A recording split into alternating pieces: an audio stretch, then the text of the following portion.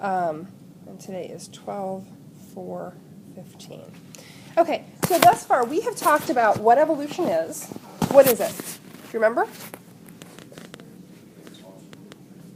Well, that's some of the evidence for evolution, but going all the way back to our first evolution unit, that's good. That's evidence for evolution. What is evolution in the most basic sense?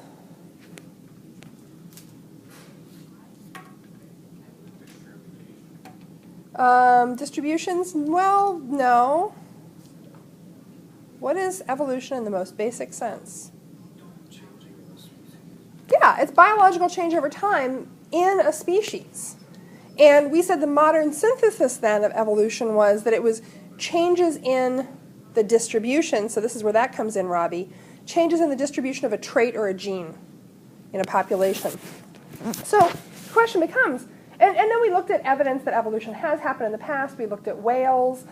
We didn't get to look at the turkeys together, and somebody did post a question to the question box, how is a turkey a dinosaur? They're not. They're not a dinosaur, they're a bird. But birds share common ancestors with dinosaurs. So birds have dinosaur ancestors, and turkeys retain a lot of characteristics of dinosaurs. They look pretty dinosaur-like. And if you've ever had the chance to spend time up close and personal looking at turkeys, man, they are cool little dinosaur creatures. But anyway, the question becomes, is evolution happening in every species all the time? Is it happening in every place that there are living things all the time? When does it happen? Where does it happen? And we could also add to that, why does it happen? But we kind of know that because of natural selection. We've talked about that.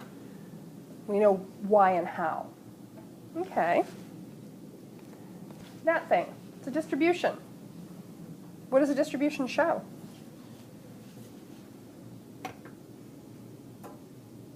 The variation.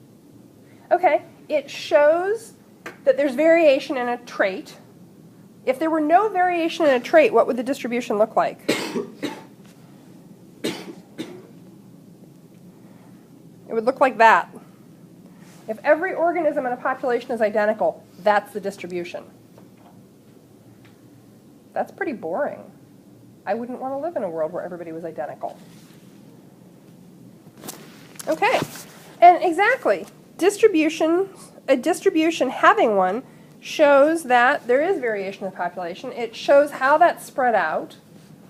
From a distribution, we can figure out what percentage of the population has some trait. Long ears, short ears.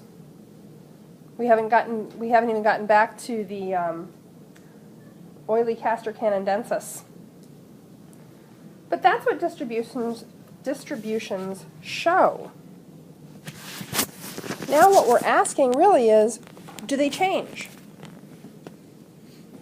If the distribution of a trait in a population changes, what do we call that? Well, no, but mutation can be a reason that a distribution in a population changes. We call that evolution. When the distribution of a trait or a gene in a population changes, that is evolution.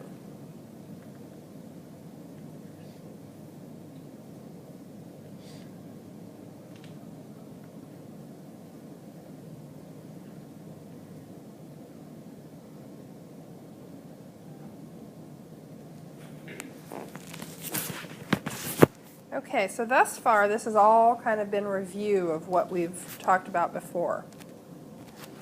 This is where we get into some of the newer ideas. And if you're following along on that vocabulary list, you might notice that the first couple of words, those were things we had talked about before, and those are ideas that we've been talking about here. So now we want to talk about equilibrium. Go ahead and pull out the vocabulary sheet you were working on yesterday, please. So on that sheet, equilibrium is one of your vocabulary words. How many of you have something in the column about, things things that you already know about that word for equilibrium? Nobody? Okay. Oh, good. So that was, you tied in like Equilibrium as opposed to being dizzy. That's a good one. Who else has something in there? Terminal velocity. That's a slightly different connection. We're going to leave that one alone for right now. That's a slightly different connection. What else do you have for equilibrium? What do you know about the word equilibrium already? Jacob, you have something? No? Brianna, do you have something for equilibrium? Nothing? I'm going to spy on your paper. For equilibrium, what do you have in that first column?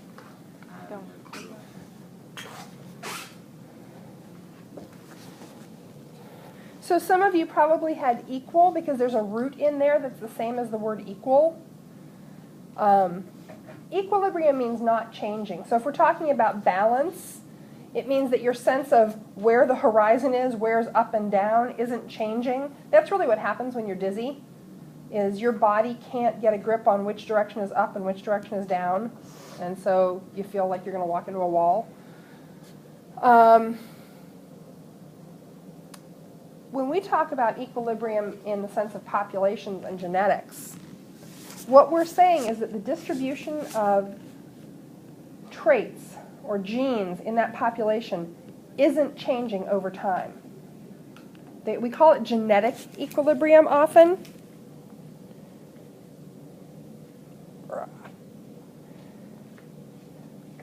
Genetic equilibrium.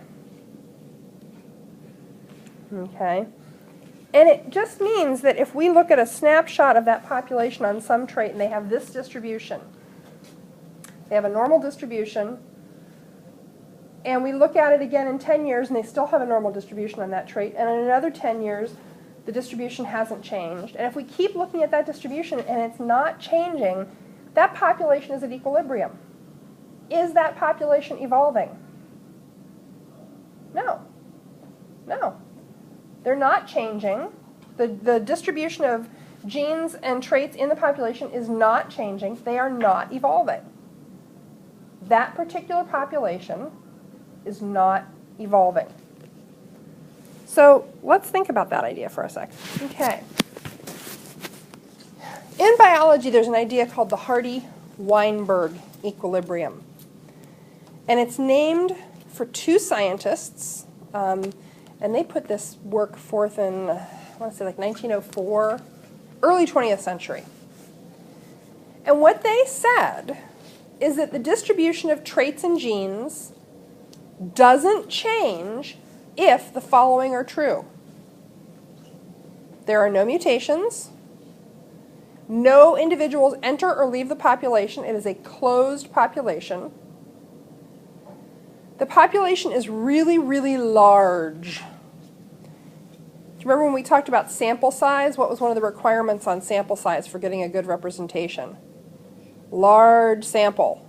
If you have a sample of 3 people, your results are not something you can generalize to the whole world. Mating is random. We're going to talk about that. And there's no selection. There's no natural selection, so the conditions for natural selection are not being met. Life is not presenting challenges. There is very little variation or no variation. Individuals are not producing more offspring than will survive. You know, those 4 criteria for natural selection to happen aren't happening. Do you think this happens a lot? No, it doesn't. It can happen. In theory, Hardy-Weinberg can exist. You can have a population that is in genetic equilibrium. But usually, all of these things are happening. Okay, let's look at some of these conditions. So we're going to look at these things that basically disrupt Hardy-Weinberg equilibrium.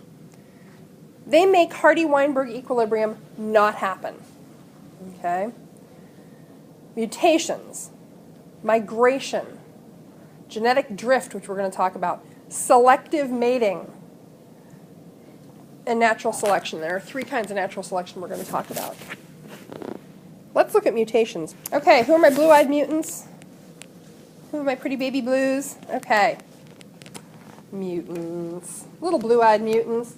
So one thing that mutations can do is sometimes a mutation introduces an option that never existed before. Blue eyes are an example of that.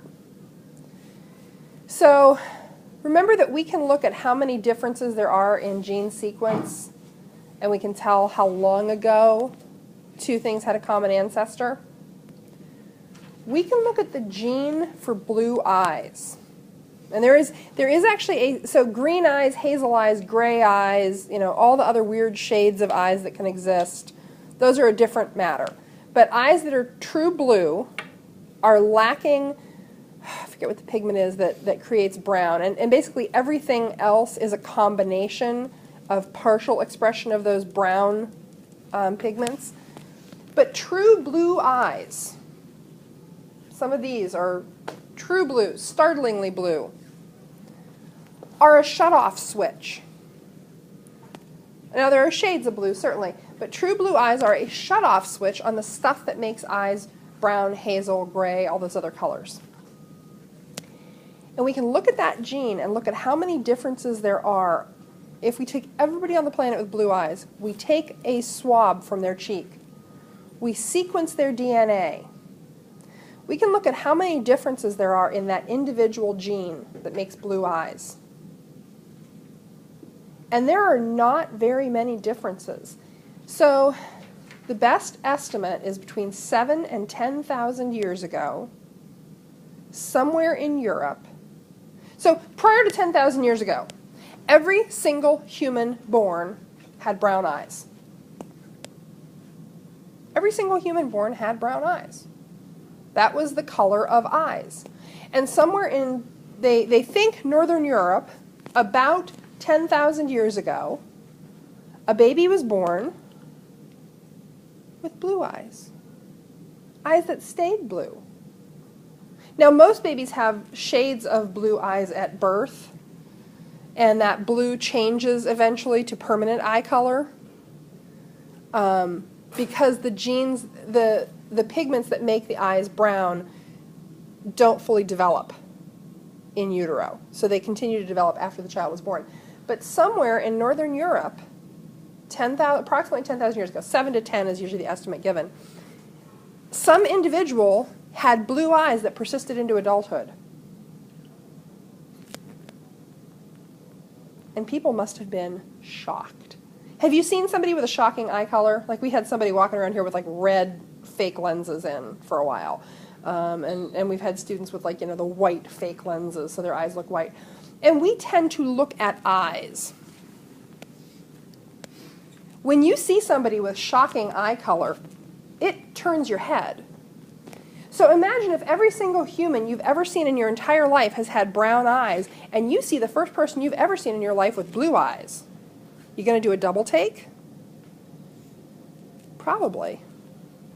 If you, and this is 10,000 years ago, these are primitive humans, these are people who are, well, they'd be using metal tools, but still pretty primitive civilizations. If they don't outright think you're possessed by demons for having blue eyes, who knows? It's a new option. Did that change the distribution of the eye color trait in humans? Yeah. Suddenly, there's more than one option. So it changes the distribution automatically just by the fact that there's another option. We now have a distribution where maybe in the past what we had was this. After the mutation, maybe we have a few options. And there still might not be many. There still might not be many options, but now we have some options. So mutations can change distributions because suddenly you have a distribution of traits where maybe before you didn't. And I want you to think about some of those eyes are quite beautiful. Some of those eyes would turn anybody's head. They're startling. There's a guy I went to high school with. We weren't particularly friends or anything, but everybody knew Dean's eyes. Like him, hate him, know him, not really know him. Everybody knew this kid. He had the most shockingly aqua blue eyes I have ever seen in my life to date. I mean, this was 20 years ago, and I still remember his eyes. They were alarmingly blue. They were gorgeous. He had these bright, bright blue eyes. Everybody, like, you know, if you had ever, like, scanned across a crowd and seen him, his whole face stuck out because his eyes were, and these were not contact lenses. That was the color of his eyes. They were shocking. They were attention-getting. They were gorgeous. I want you to remember that. Okay. What else shakes up a population? So Hardy-Weinberg says populations don't evolve. They stay at equilibrium if there are no mutations. Okay. So mutations shake up equilibrium. If there's no migration, what is migration? So on your sheet, you have immigration and emigration. I believe. Sorry, I'm cheating off of you. Yeah, you have immigration and emigration. What do you have listed for immigration as sort of your prior knowledge? Because that's one that you talk about in social studies. Yeah, I noted that. Okay, what does that mean? People immigrate from those regions to the U.S. Okay, people came here from someplace else. So that's the context that you're probably most familiar with immigration in, is that human beings have moved all over the globe. We are not where our ancestors were in many cases. If humans had never moved across the globe, we would all be living in southern Africa. Southeast Africa, I believe. There's pretty good evidence that early humans emerged in Africa. And then they move across the globe. They move into Asia and Europe, and they move into Australia is pretty early. Immigration just means moving into a new place. So if we're looking at a population and we say we have an immigrant to this population, it means new individuals have moved in. So in the wild, and these, what kind of animals are these? Wolves. Yeah. And these are actually specific pictures of the wolves of Yellowstone. Yellowstone is a huge national park out west, and it's in the middle of cattle country. So this is the open range. Yellowstone, so here's what basically Europeans, Americans of European ancestry, basically, settlers, pioneers, folks who came here, looked at North America, looked at predator species like wolves and bears and mountain lions and said, kill them all. That's what happened. So through a combination of outright direct round them up and shoot them, and destruction of habitat, loss of prey species, loss of lots of things, a lot of species were wiped out. If you walk outside your back door, have you ever worried about being attacked by a mountain lion between the house and the garage? We don't have mountain lions in Ohio at this point. We did. 300 years ago, there would have been mountain lions in the woods of Ohio. Definitely 400 years ago. Most of them would have disappeared by about 1830. Any of you regularly encounter wolves or hear them howling? Wolves or coyotes? Coyotes. Not wolves. We don't have wolves in the wild in Ohio because we killed them all and we destroyed the habitat that they needed. I mean, that's just the way it was. So we knocked out all these big predator species. In Yellowstone, which is this huge natural area, this huge national park, I believe it was in the late 80s, early 90s, an experiment was undertaken to reintroduce wolves to the park. And they reintroduced wolves to Yellowstone. They used timber wolf populations, I think, from Minnesota, and they introduced individuals into Yellowstone. And so you had a fairly small population to start with, and and they did well. I mean, it was a great environment for them. There was abundant prey after years and years and years of no big top predators. The wolves did really well. And this picture is some of the early wolf packs in Yellowstone. Okay, and later in the year we'll actually watch a film about the wolf packs of Yellowstone because they are what's called a keystone species, and that's a concept in ecology. So you know that variation exists. How many of you have seen a dog? You have homework, James. Okay, good. So you know that dog coats come in a whole lot of colors. Black to white, and red and gray, and tan and yellow, and all kinds of interesting shades. Well, guess where that genetic variation in dogs comes from? Wolves. Yeah, because wolves are an ancestor species of dogs.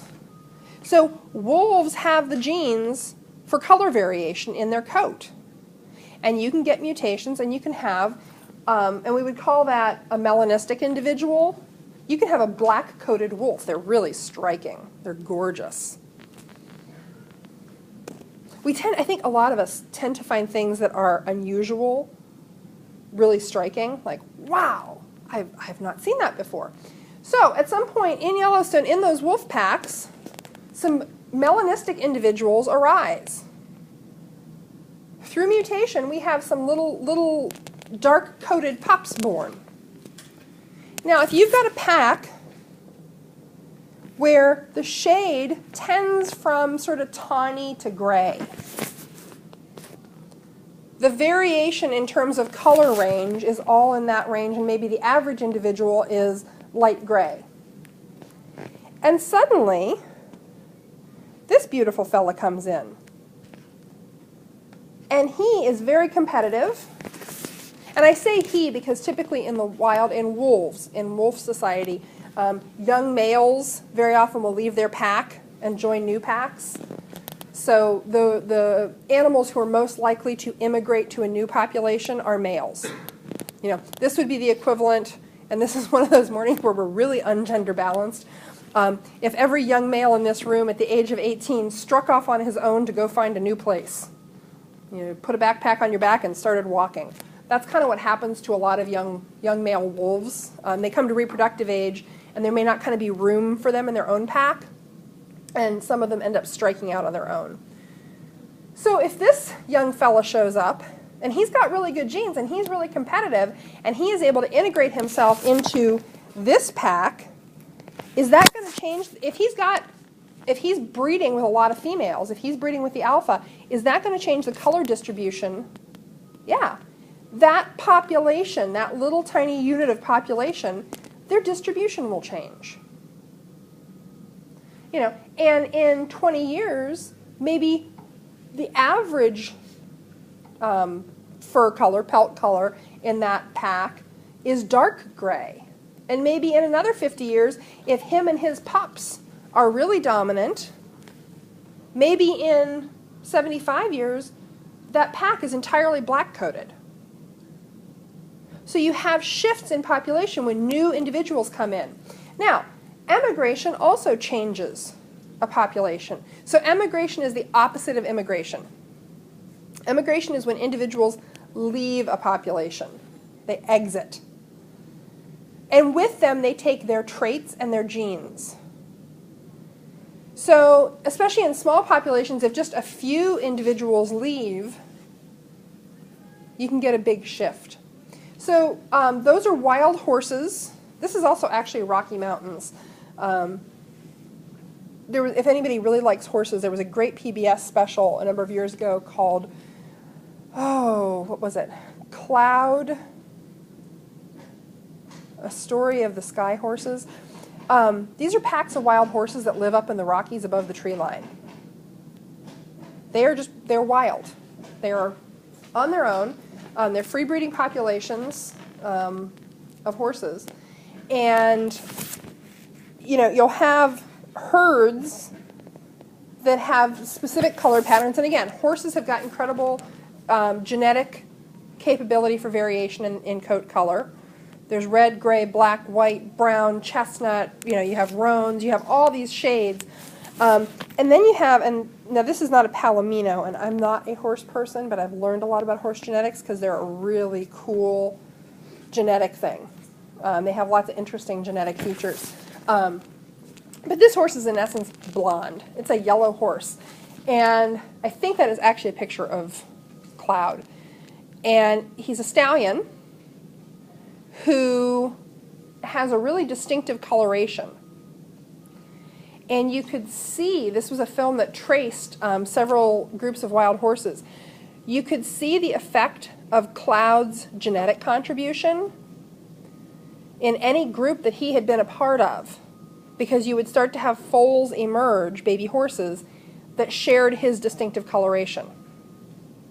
You could tell where the boy had been, because he left a trail of little blonde ponies. That's what, when you travel, you take your genes with you. So it's really, no creature has moved around the planet more than what species you think? Us. Yeah. I mean, we've moved out from where we arise in southern Africa to cover the planet. And we've taken genetic diversity with us. And we've spent lots of time in specific locations. And your genome, your DNA footprint, actually shows regions of the world that your ancestors have spent time in, which is fascinating. You can look at common gene markers and you can see what parts of the globe your DNA comes out of, which is cool. Okay, what I want you to do in the minute or so we have left is on that vocabulary sheet, the words that we've talked about today, mark those. So, circle the number or whatever. So we've done immigration, emigration, mutations, population, distribution, equilibrium. We didn't explicitly say bell curve, but we're getting there. Those words that you've just circled, after our discussion, I want you to go in and write a definition in your own words in that third column for the ones we've talked about. Okay? That's it. And we will pick this up on Monday.